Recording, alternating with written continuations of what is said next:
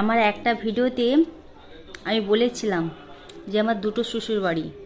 অনেকেই কমেন্ট করে বলেছে যে দিদিভাই বুঝলাম না কি করে, তো তাদেরকে জন্য ভিডিওটা নিয়ে আসলাম।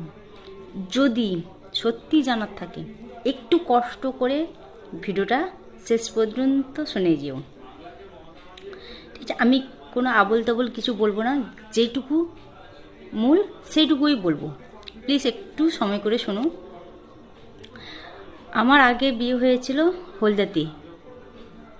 ওখানে আমার হাজব্যান্ড মারা গেছে 2022 সালে।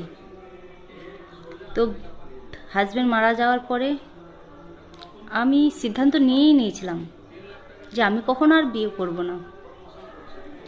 কাকে বিয়ে করব, কেমন ফ্যামিলি হবে, এখানে আমি 12-13 বছর কাটিয়েছি, ওখানে গিয়ে আমি অ্যাকসেপ্ট করতে পারবো নাকি, এদেরকে সবাইকে আমি মানিয়ে নিয়েছি। নতুন সংসারে যাব, তারা আমার একটা মেয়ে ছিল, তারা আমার মেয়েকে গ্রহণ করবে নাকি, এই ভেবে ভেবে 3টে বছর কাটিয়ে দিয়েছিলাম আমি। অনেকেই আমার বাড়ির শ্বশুর বাড়িতেও বলেছিল, বাবার বাড়ি বলেছিল বিয়ে করার কথা, কিন্তু আমি ভরসা পাইনি। তখন শুধু মেয়ের দিকটাই ভেবেছিলাম, আমি হয়তো কাউকে অ্যাডজাস্ট করতে পারবো না। কেন, আমার ওই হাজব্যান্ডকে আমি ভালোবেসে বিয়ে করেছিলাম। আমাদের দেখাশোনা বিয়ে, কিন্তু আমরা প্রেম করেই বিয়ে করেছিলাম। আমি কখনো অ্যাকসেপ্ট করতে পারবো না, কাউকে হয়তো মানিয়ে নিতে পারবো না, হয়তো তাদের ফ্যামিলিকে অ্যাডজাস্ট করতে পারবো না। সেই ভয়ে অনেক ভালো ভালো ছেলের কথা এসেছিল, তবু আমি বিয়ে করবো না সিদ্ধান্ত নিয়েছিলাম।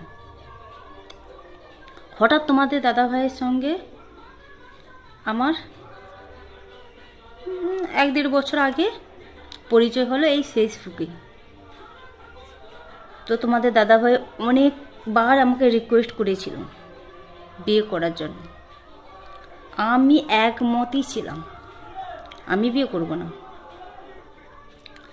তারপরে অনেকবার তোমাদের দাদা ভাইকে ব্লক করেছি, খুলেছি, ব্লক করেছি। বলে না, এখানে যদি লেখা থাকে হয়ে যাবে। টাটা, পরেরটা আসছে।